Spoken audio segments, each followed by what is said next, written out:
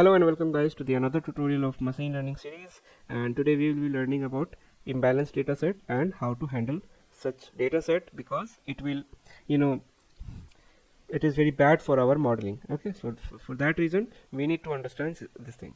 So an imbalanced dataset is a type of dataset where the distribution of target variable is not equal among all the classes. So in other words, one or more classes have significantly fewer sample than the other classes. So for example, in a binary classification problem where the target variable has two classes, if one class has 90% of sample and the other class has 10% of sample, the data is considered to be imbalanced.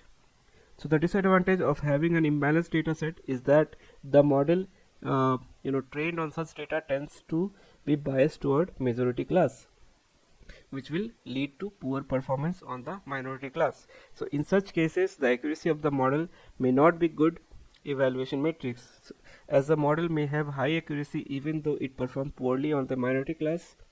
So suppose we have a data set of gene expression where 90% of data represent normal genes and 10% of data represent oncogenes. Okay, so if we train a model on this data set using a 90:10 ratio, the model is likely to be biased toward predicting the majority class, which is the normal genes.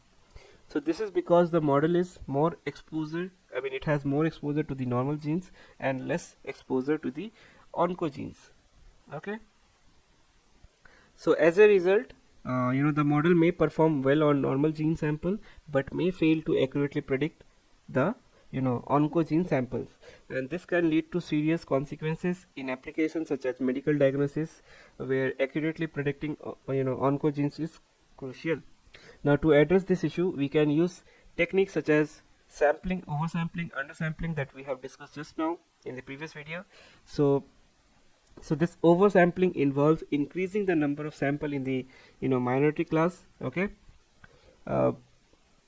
minority class, whereas undersampling involves decreasing the number of sample in majority class. So for example, if we could oversample the oncogene sample to generate a balanced data set, or we could undersample the normal gene sample to create a smaller but balanced data set. So another approach is to use more advanced techniques such as synthetic data generation or cost sensitive learning. So synthetic data generation involves generating new sample in the minority class that are similar to existing sample, while cost sensitive learning involves assigning higher misclassification cost to the minority class to encourage the model to learn better representation of minority class. There are several other techniques to deal with imbalanced data set. First is resampling. Okay, so let me tell you about resampling. So this involves either oversampling the minority class or undersampling the majority class to balance the data set. Okay, so there are oversampling, which is so the oversampling that we have just discussed, which involves creating more sample for the minority class, while undersampling involves removing the samples from the majority class. So the technique can be used with techniques such as random undersampling or random oversampling and SMOTE. So SMOTE is a popular technique for creating the synthetic examples. Okay, and the full form is synthetic minority oversampling technique. Then we have cost sensitive learning. So in this approach, the cost of misclassification is different for different classes. So this technique assigns a higher cost to misclassification of minority class, thereby encouraging the model to focus on minority class. Then we have assemble techniques. Okay, so in assemble techniques, what we do, this approach involves combining multiple models to improve performance. So in this case, the case of imbalanced data set, this can be done by training multiple model on different sample of data set and then combining the result. And then we have something called anomaly detection. So this approach involves treating the minority class as the abnormal and detecting it using techniques such as one class classification. Now there is one thing important to note, that not all data sets need to be balanced and oversampling or undersampling, since they can lead to overfitting or underfitting of the model. So the choice of technique to deal with imbalance depend on the specific problem and the data set, and it is important to evaluate the performance of the model on both majority and minority class. So hope you guys understood how to deal with imbalanced data set. Okay, now let's see it in a coding part. So we'll implement SMOTE, other sampling techniques as well. So let's get into that. Okay, so undersampling and SMOTE we have already implemented in the previous video, sampling technique video, and you can go and watch that video for the implementation of these two. So we will be moving towards with oversampling. So I have one more technique to show you guys for oversampling, and then we'll go with cost sensitive learning and assemble method. Okay, so let's get started. So first of all, we'll create a data set, imbalanced data set, and then we'll take up one by one. So let's create the data set first.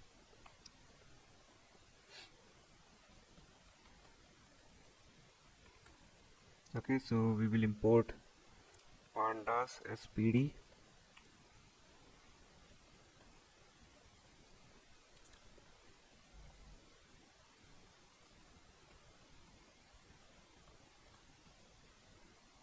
okay, data equal to, let's create a dictionary, and column 1 will be np.random rand int 1 comma 100 comma 100. Then we'll have feature 2 np.random rand. I want 100 random points, and then let's create a label column,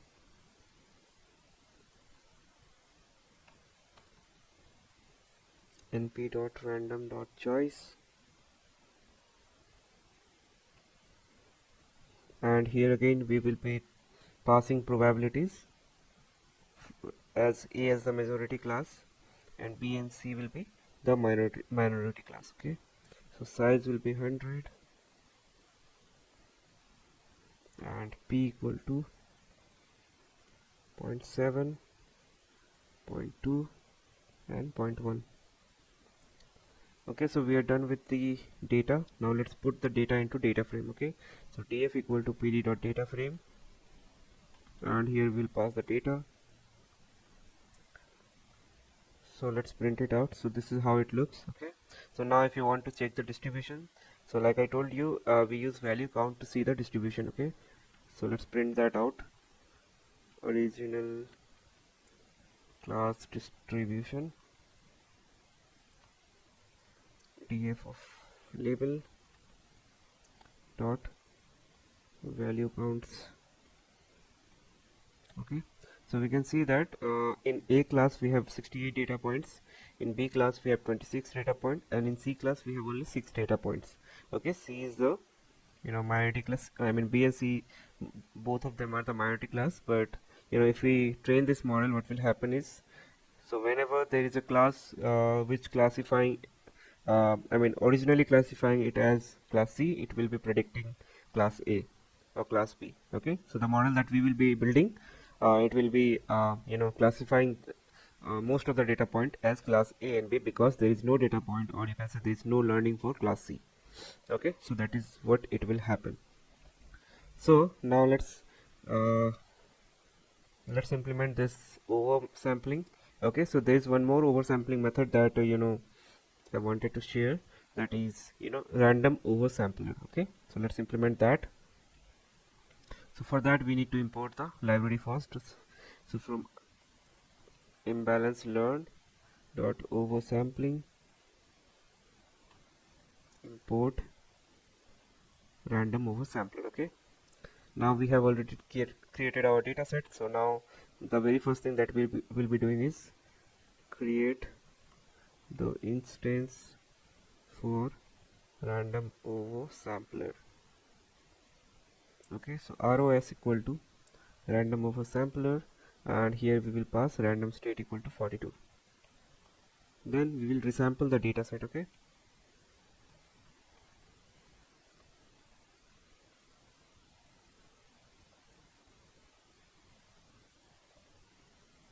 ROS.fit sample, resample, and here we will pass our X and Y that we have, and now we need to convert the resampled data back to a data frame if needed. Okay, so let's do that.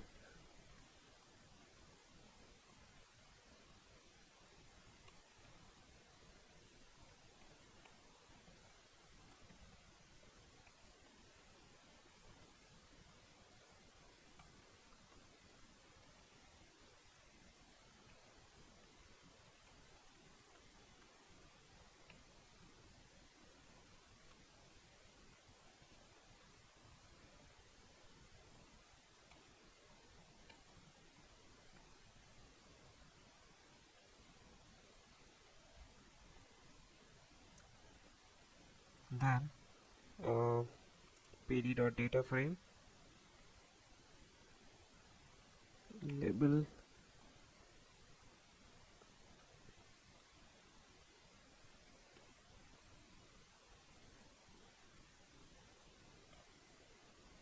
comma axis will be 1. Okay, so x is equal to 1.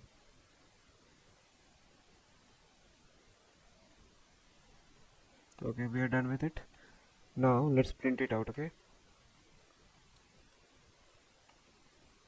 class distribution after random oversampling.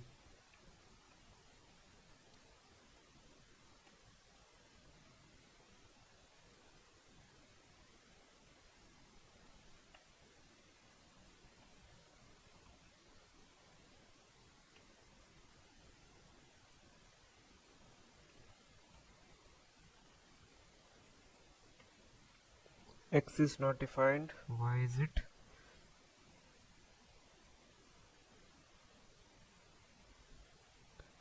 Okay, I have missed it. So X will be df of feature 1 and feature 2.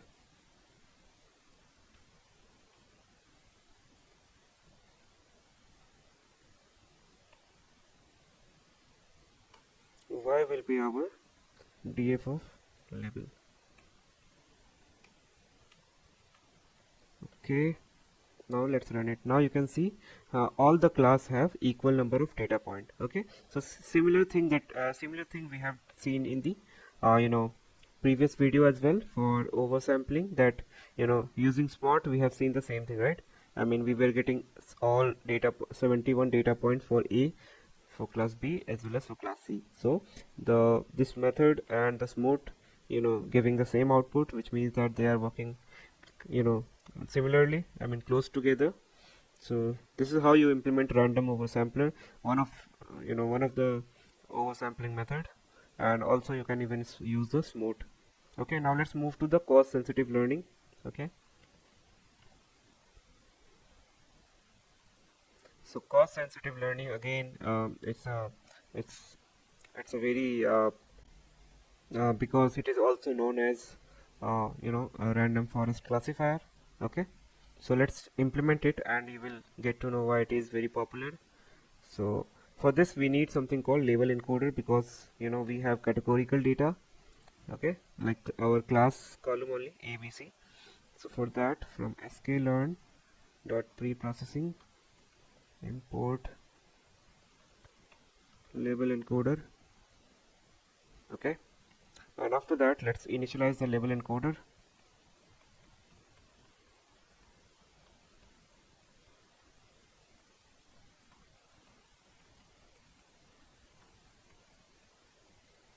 Okay, so we have initialized the label encoder. Now let's encode the target label that we have.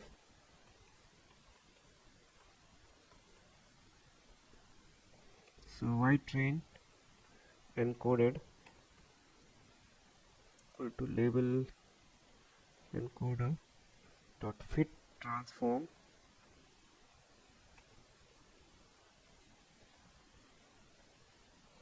the white train. Okay,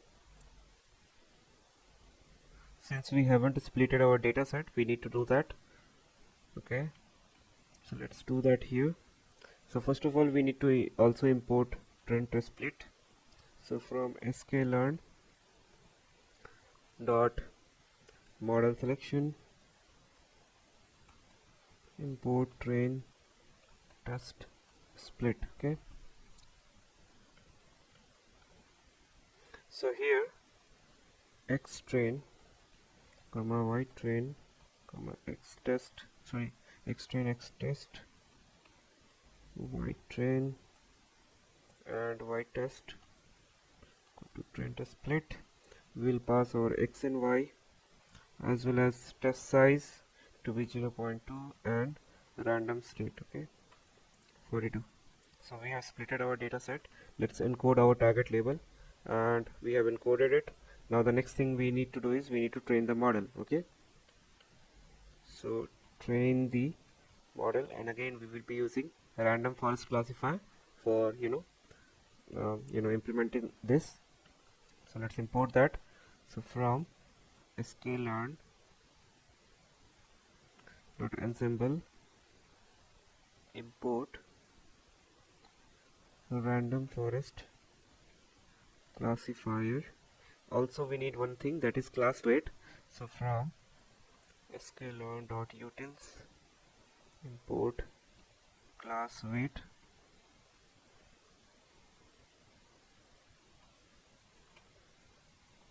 Let's run this. Now train the model. So CLF equal to random forest classifier. Here we will pass our class weight. Let me explain what class weight will do here.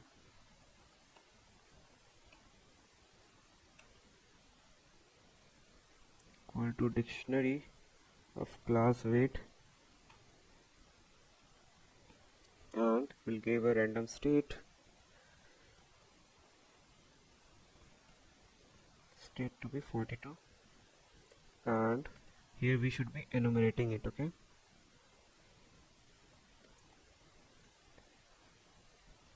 class weight. Okay, now what we need to do is we need to fit the model. So CLF dot fit x train comma y train. Okay, and let's evaluate the model. Okay, so accuracy equal to CLF dot score x test comma label encoder dot transform y test. Okay, so print accuracy. Okay, so let's run this. What it says, module object is not iterable. Okay, I have forgot to define the class weight, so let's define the class weight as well. Okay, so class weight will be let's compute it. So class weight dot compute class weight, and it should be balanced. Okay, and classes should be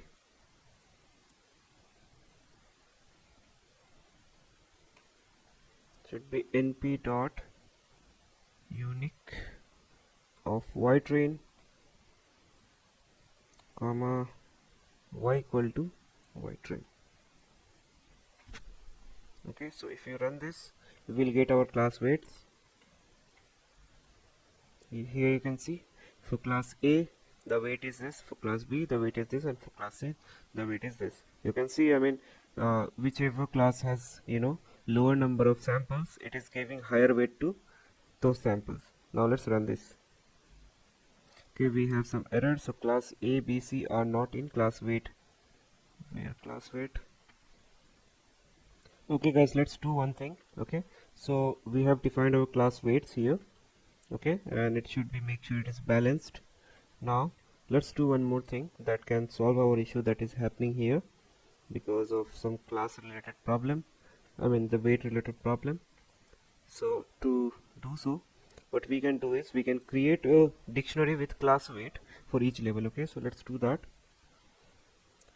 So create a dictionary with class weights for each level. Okay,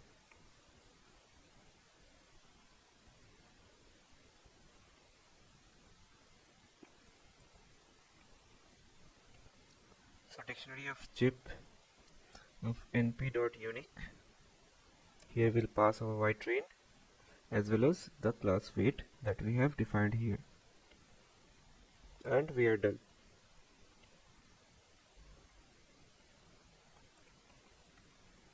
Okay, so this two line are the extra thing that we do not do usually when we have balance set. Okay, so these two line basically is what cost sensitive learning. Okay, so you are balancing the class which have minority, basically you are basically giving priority to the minority classes to train the model based on balanced weight. So you are giving each of the class as a balanced weight, not class 1 as the higher weight, class C as the lower weight. You are giving balanced weight, okay? And this is a two line that is called as cost sensitive learning, okay? So normally whenever you do implementation of random forest, these two line usually you won't see, right? I mean, it's just for this purpose, cost sensitive learning. When we have data which is imbalanced, so you can use this one of the method from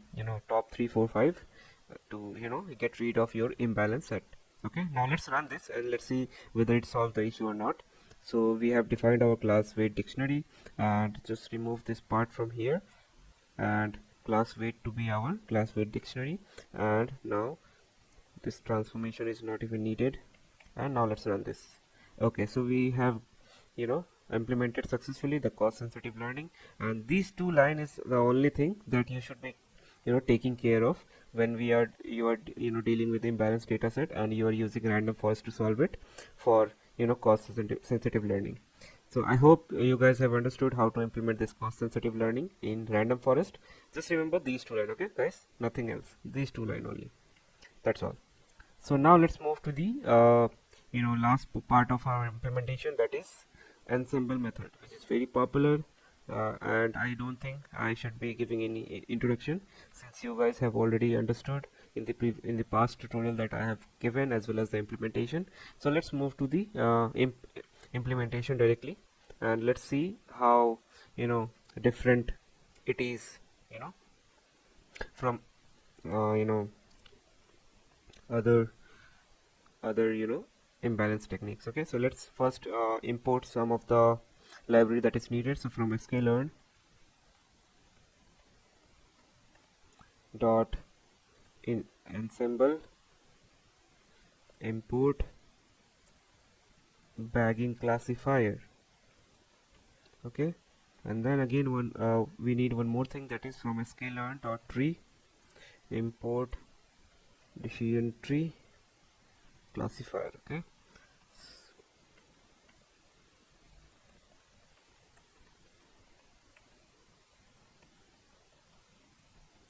now what we need to do is we need to split our data set into training and testing, since we have already done it in the previous implementation, cost sensitive learning. Let's not do that. Let's define the base estimator first. So define the base estimator.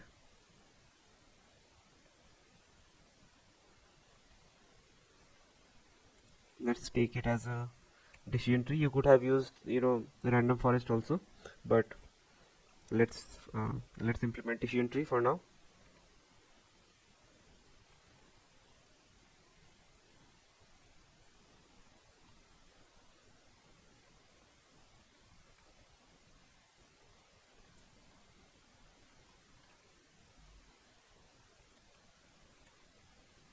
Let's give the random state to be 42. Okay, so let's run this. Now let's train the assemble model using bagging classifier. Okay,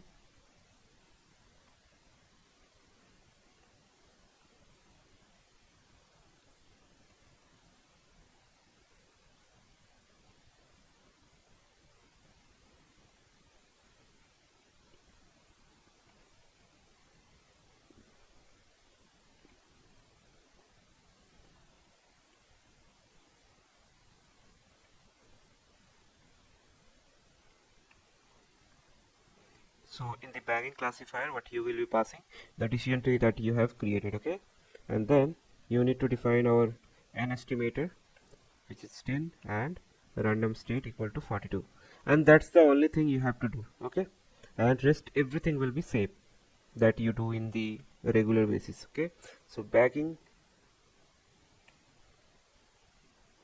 so it's just a random forest. Okay, so it's just a random forest that uh, that is happening here. So what you are doing, so you are creating a bagging classifier. So bagging classifier class aggregates multiple decision trees. So you have defined your single decision tree here, and you have used that model bagging estimator, and you are saying that I need 10 decision tree, and then these 10 decision tree will aggregate inside this bagging classifier, and it is the only thing, it is the random forest only. Okay, so this will whole thing will turned as a random forest. Okay, So that's why I didn't use it, because I wanted to show this.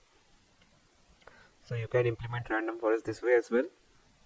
So bagging CLF dot fit X train comma Y train, and that's it. This is how you implement assemble method and get rid of imbalance set. So even if some of the decision tree get affected by this imbalance data set, other will neutralize the effect, and that is what random forest is very popular for. Whatever type of data you feed, it will somehow it will give you good performance, because of the because of the word called diversity, as well as bootstrapping. Okay, so this will ensure that not all egg you put in one basket. You have multiple basket, and you can put 10 eggs in one basket, 10 eggs in another basket, and like that it will won't move of it, as well as it can handle imbalance data set as well without giving anything else. Okay, so this is how you go with solving different kind of methodologies for handling imbalanced data set. And there can be many more. Okay, so I have covered around 4 and 5 imbalance techniques. Also in the previous tutorial I have covered some of them, but apart from these, I mean, these popular techniques, there can be many more, right? I mean, nowadays every day there is something new come up, so definitely there can be many more, but these are the many techniques that is very popular nowadays. So you can use any of them to get your works, or you can say job done. Okay, or you can use cross validation technique to evaluate whether your model is performing well on each subset of the data set. Okay, so that also you can use, but let's ignore all those. Let's finish this one. Evaluate the model. So accuracy equal to bagging CLF dot score test comma y test, and print the accuracy.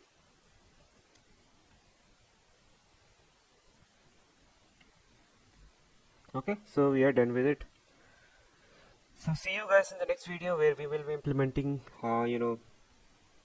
learning more about something called Gaussian mixture model, which is very very probabilistic in nature. So let's learn that as well, because it might for you it might not be very useful, because nowadays this type of algorithm is not used, but it's good to learn it, right? So it's better to learn and understand, even if it is not getting used nowadays. Okay, so that's why since it is very important algorithm, that's why I'm covering it. So see you in the next video, guys. Thank you.